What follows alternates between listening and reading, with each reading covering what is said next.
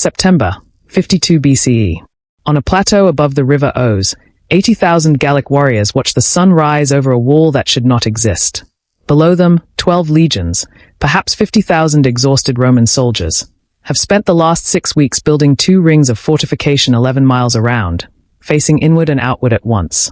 Somewhere beyond the horizon, 250,000 more Gauls are marching to break the siege. The Romans are surrounded. They are outnumbered by more than 5 to 1. And their commander, a 51-year-old patrician with thinning hair and a reputation for reckless gambles, has just ordered his men to finish digging. He is not trapped. He built the trap himself. So how does an army under siege, encircled by relief forces on the outside and starving defenders on the inside, walk away from Alesia not just alive, but victorious enough to end a war that had burned across Gaul for 8 years? By 52 BCE, Rome had been fighting in Gaul for the better part of a decade. Julius Caesar had arrived in 58 BCE as governor of a province that barely existed on a map, and he had spent the years since carving Roman authority into tribal land from the Rhine to the Atlantic. Tribes had been crushed, alliances had been bought, and Roman garrisons sat scattered through territory that was, on paper, pacified. But pacification in Gaul had always been a fiction maintained by the presence of Caesar's legions, and in the winter of 53 to 52 BCE, that fiction collapsed. A new kind of resistance was forming, not a single tribe rising in anger, but a coalition, unified for the first time under one commander with one strategy. Rome had never faced that before in Gaul. It would prove to be the most dangerous enemy Caesar ever fought. His name was Vercingetorix, a young nobleman of the Arverni, and his path to that coalition's leadership had not been smooth or inevitable.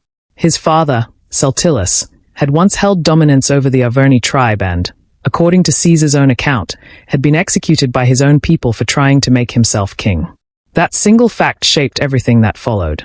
Vercingetorix grew up in the shadow of a father's ambition and a father's death sentence, watching a tribal aristocracy that punished exactly the kind of authority he would later seize for himself.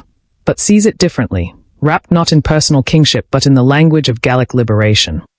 When he first tried to raise the Arverni against Rome in early 52 BCE, his own uncle and the tribal council expelled him from the town of Gergovia for it. He didn't back down. He raised an army of the rural poor, returned, and expelled the council instead. His men proclaimed him king. He refused the isolation that had killed his father and did something far more dangerous. He built a coalition. Vercingetorix's strategic instinct was, from the start, sharper than almost any Gallic commander Rome had faced. He grasped something simple and brutal. Rome's legions could not be beaten in an open field, not reliably, not by Gallic infantry and cavalry alone. So he refused to give Caesar that field. He adopted a scorched earth strategy, burning Gallic granaries and towns ahead of the Roman advance, denying Caesar's army the supplies it needed to operate deep in hostile territory, and forcing the Romans to besiege fortified hill towns, Oppida, at brutal cost. It nearly worked at Gergovia in the summer of 52 BCE, where Caesar suffered one of the worst defeats of his career, losing, by his own admission, 4 to 6 centurions and perhaps 700 legionaries in a single failed assault. For the first time in Gaul, Rome had been beaten outright. Vercingetorix's coalition swelled. Momentum was his. And then he made the decision that would define the rest of his life.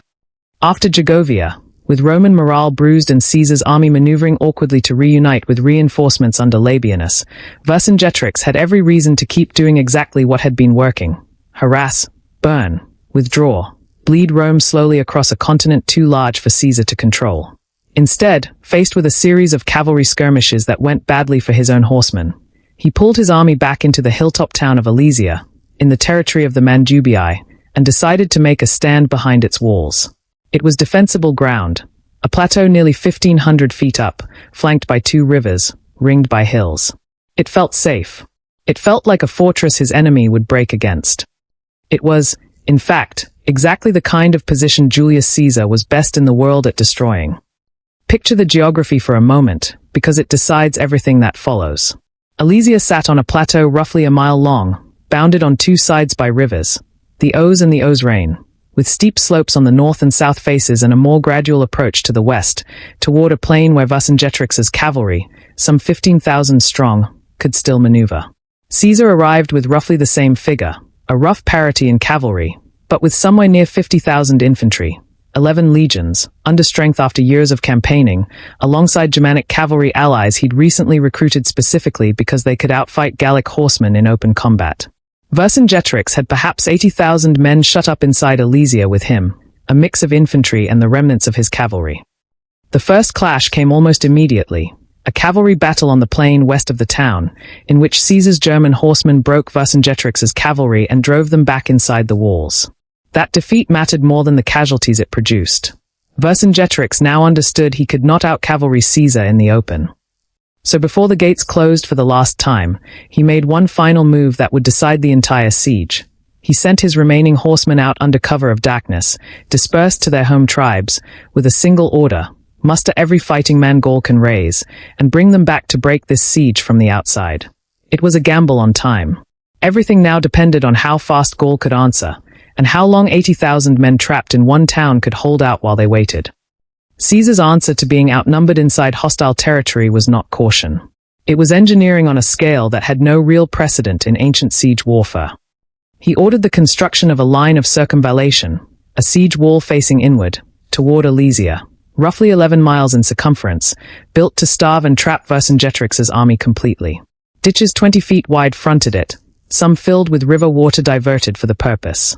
Behind the ditches, a rampart topped with a palisade, studded at intervals with towers manned around the clock, 80 of them by some counts, spaced close enough that no stretch of wall went unwatched.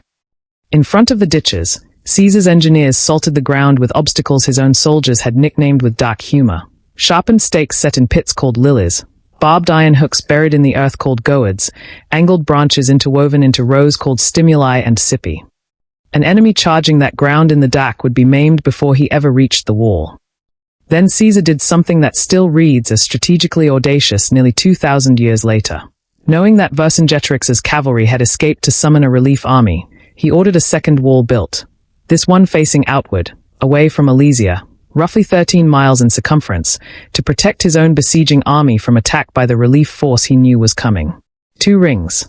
One army, caught in the middle of both, digging, watching, waiting, for 6 weeks, in a campaign season that was sliding toward autumn and cold. Historians still call it one of the most remarkable feats of field engineering in the ancient world, and it was built, in large part, under the eyes of the very enemy it was designed to trap. Inside Alesia, food was already becoming the real enemy. Vercingetorix had provisions for roughly 30 days when the walls closed.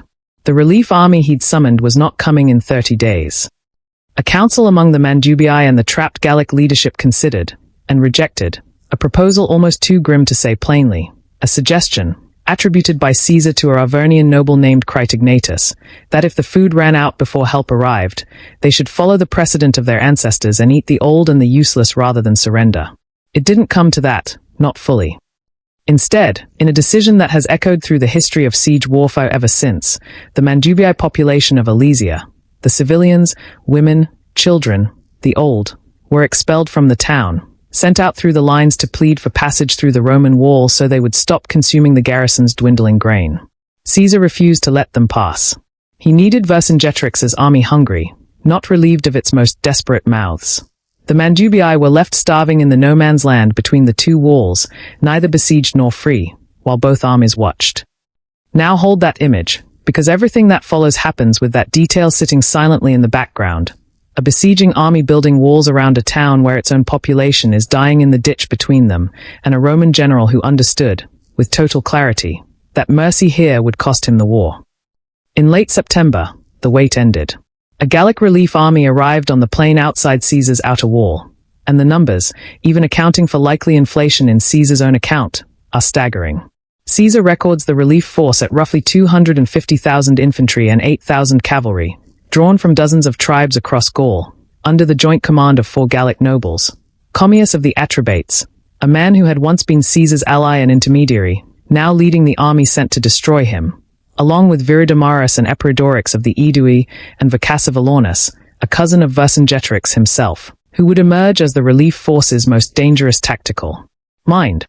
Whatever the true figure, it was enormous, likely the largest single Gallic host ever assembled against Rome, and it now sat directly outside Caesar's outer wall, facing an army of perhaps 50,000 Romans that was itself facing inward at 80,000 more. 3 armies. Two walls. One besieged force sandwiched in the middle of a fight it had designed and now had to survive. The first assault came almost at once, a coordinated attempt by the relief army and Vercingetorix's garrison to strike the Roman lines from both sides simultaneously, cavalry engagement on the plain that dragged into the afternoon before Caesar's German horsemen again broke the Gallic cavalry and drove them off with heavy losses. It was a probe, and it failed, but it told Vercingetorix what he needed to know about where the Roman defenses were weakest. He'd found it. On the northwest face of the outer wall, near a hill called Rea, the terrain had forced Caesar's engineers to run their fortifications across genuinely difficult ground, and the camp there, held by two legions under the legates Gaius Antistius Reginus and Gaius Caninius Rebellus, sat in a natural weak point the Gauls could see plainly from their own high ground. Vercingetorix took 60,000 handpicked men, moved them out of sight during the night, and positioned them for a dawn assault timed to strike exactly when Vercingetorix launched a simultaneous attack from inside, hitting the inner wall at the same moment, at the same weak sector, so that Caesar's legions they would be crushed between hammer and anvil. If you're wondering why Caesar's own account survives in such granular, almost obsessive detail, troop counts, named officers, the hour-by-hour movement of individual legions, it's because he wrote it himself as political propaganda for an audience back in Rome that needed convincing he deserved a triumph, not a trial. Keep that in mind for everything that follows, because it explains both how much we know about Alesia and why we should read every flattering detail about Caesar's own judgment with one eyebrow raised. Subscribe now if you want the rest of this channel's deep dives read with that same critical eye, because the next 20 minutes get a lot more chaotic and a lot more human than the marble statue version of this story. Dawn broke on what Caesar's account frames as the decisive day, likely in the last days of September. Vercingetorix's 60,000 hit the outer wall at Rea exactly where he'd planned, using grappling hooks, fascines, and sheer weight of numbers to try to bridge the ditches and tear down the palisade before the defenders could properly respond. At the same hour, Vercingetorix's men poured out of Alesia's gates and struck the inner wall, dragging fascines and ladders forward under covering fire from slingers and archers on the town's ramparts, trying to force the same stretch of the inner circumvallation from the opposite side. Caesar, watching the battle unfold from high ground near the center of his lines, could see both walls buckling at once and had to decide, in real time, where his reserves went first. He sent Labienus, his most trusted legate, a man who had commanded independently in Gaul for years and would, within a decade, become Caesar's bitter enemy in a civil war neither of them could yet imagine, to Rea with 6 cohorts, with orders to hold the outer line at any cost and, if the position became untenable, to pull troops from neighboring camps rather than let the wall fall. At the same time, young Mark Antony and Gaius Trebonius were dispatched to reinforce the threatened stretches of the inner wall against Vercingetorix's assault, feeding cohort after cohort into a fight that was, by any Roman soldier's account, one of the loudest and most confused of the entire war, men fighting on 2 fronts at once, in a corridor sometimes less than a mile wide, unable to tell in the smoke and dust whether the shouting behind them meant reinforcement or collapse. At Rea, the fighting had turned into something closer to a controlled catastrophe. The Roman rampart there had never been fully finished before the assault began. The ditch was shallower, the palisade lower, and Vercingetorix's men, fighting in relays so fresh troops constantly replaced the exhausted, were tearing gaps into it faster than Labienus's cohorts could plug them. Labienus made his own gamble. He stripped 13 cohorts from nearby camps, troops meant to be holding other sectors of the line, and threw them into the breach, judging correctly that if this single point failed, the entire double siege collapsed with it. Caesar, watching from the center, made the call that historians still point to as the moment the battle actually turned. He rode personally toward Rea with reserve cavalry and infantry, wearing, according to the ancient sources, a distinctive scarlet cloak, deliberately visible, so that his own men could see their commander riding into the worst of the fighting alongside them rather than watching from a hilltop. The effect on his own troops was immediate. The effect on the Gauls was worse. Word spread through Vercingetorix's ranks that Caesar himself had arrived on the field, and in the same moment, Labienus's reinforced cohorts finally began to hold, then push. Caesar's cavalry, sent on a wide flanking arc around the outer wall's terrain, appeared unexpectedly behind Vercingetorix's assault force, striking it from the rear precisely as its front ranks were being driven back at the wall. Encircled, exhausted, out of momentum, the relief army broke. Vercingetorix was captured. His army, or what remained of the assault force, scattered from the field in a rout that Caesar's cavalry pursued for miles. Inside Alesia, Vercingetorix, watching the assault he had coordinated collapse in real time, with no way to reach or reinforce it, pulled his own men back through the gates.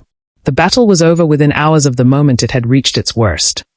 By nightfall, the field around Morn was littered with Gallic dead in numbers Caesar records, but modern historians treat with appropriate caution. Tens of thousands by his own count, though the true figure is unrecoverable at this remove. What is not in serious dispute is the outcome. The relief army, the largest force Gaul had ever raised in one place, did not simply lose a battle. It dissolved. Surviving contingents fled back to their home tribes in the following days rather than regroup for a second attempt, and the coalition Vercingetorix had spent a year building came apart in a single night, faster than it had ever come together. Inside the walls, there was nothing left to fight with. No relief was coming. No food remained to wait for another one. On the following day, Vercingetorix called a council of the remaining Gallic chiefs inside Alesia and gave them a choice. Kill him and hand his body to Caesar, or hand him over alive, whichever the Romans preferred, if it would spare the rest of the garrison. They chose to surrender him alive. What happened next has become one of the most reproduced images of the entire Gallic War, thanks largely to a 19th century painting that most people have seen even if they've never read a word of Caesar's own account. Vercingetorix riding out of Alesia in his finest armor, circling Caesar's seated tribunal on horseback, then dismounting, throwing his weapons at Caesar's feet, and sitting down at his conqueror's feet in silence. The garrison inside Alesia numbered, by Caesar's own tally, roughly 80,000 men at the time of surrender. Most were distributed as plunder, literally handed out, one per legionary, as a battlefield reward, with the significant exception of the Aedui and Arverni prisoners, who were released in an attempt to rebuild Roman influence with those two tribes specifically. The Mandubii who had survived starving in the no-man's land between the walls were, by implication rather than direct record, simply left to whatever fate the siege's aftermath offered them. Caesar's account has little further interest in a people who had served their purpose as a hostage population and were no longer useful to the narrative. Roman losses across the entire siege, spread over roughly 6 weeks of construction, skirmish, and the final battle, are not recorded by Caesar in a clean total. But the pattern across the campaign suggests a fraction, in the low thousands at most, against Gallic losses that ran, cumulatively, into the tens of thousands. It was not a close battle by the numbers. It had only felt close while it was happening. The fall of Alesia did not end Roman fighting in Gaul. Smaller uprisings and mopping up campaigns continued into 51 and even 50 BCE, but it ended Gaul's capacity to fight Rome as a unified people. Vercingetorix's coalition had been the only serious attempt in the entire Gallic War to meet Rome with something like a single national resistance rather than scattered tribal defiance, and it had failed at the one moment it mattered most. After Alesia, no Gallic leader would ever again raise a coalition army on that scale against Rome. The conquest that followed was, in the truest sense, already decided. For Caesar personally, the consequences ran even further than Gaul. The wealth, the veteran army, and above all the reputation he carried out of the Gallic War, capped by a victory as dramatic and improbable as a double-walled siege survived against 5-to-1 odds, became the political and military foundation for everything that came after. His standoff with the Senate, his crossing of the Rubicon in 49 BCE, and the civil war that made him master of Rome. Alesia didn't just end a war in Gaul. It built the army and the myth that ended the Roman Republic. Vercingetorix's own story ended nowhere near as quickly, or as mercifully, as the battlefield had. Caesar kept him alive, not as a gesture of respect, but as an asset. He was held prisoner for 6 years, largely forgotten, while Caesar's civil war consumed Rome's attention. Then, in 46 BCE, he was paraded through the streets of Rome in Caesar's triumph, displayed to the crowd as the personification of a conquered Gaul, and afterward executed by ritual strangulation in the Tullianum prison, the standard Roman fate for a defeated enemy commander at the close of a triumph. The young leader who had refused to share his father's fate of death at his own people's hands instead died, years later, at the hands of the empire he'd nearly humiliated, in a ceremony designed to erase him as anything other than a trophy. Labienus, the legate whose gamble at Morn arguably saved the entire siege, went on to serve Caesar loyally for years afterward, and then, when civil war broke out between Caesar and Pompey, abandoned him and joined Pompey's side, becoming one of Caesar's most capable and most bitterly personal enemies. He was killed in 45 BCE at the Battle of Munda, the the last major battle of Caesar's civil war, fighting against the very commander he had once ridden beside into the worst fighting of his life.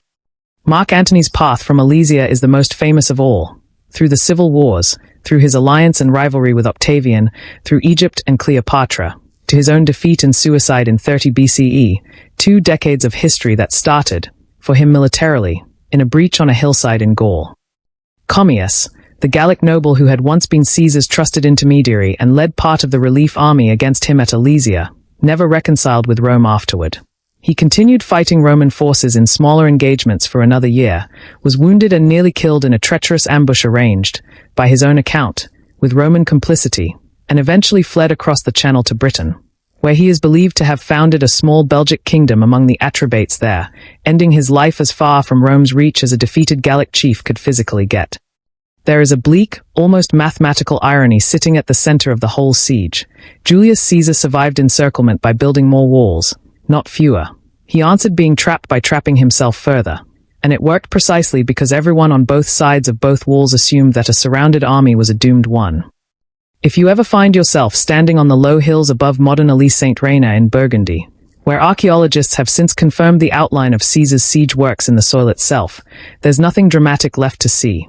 Just farmland, a small museum, and a plateau that looks entirely unremarkable for a place that decided, in a single autumn, whether Gaul or Rome would write the next 1,000 years of European history.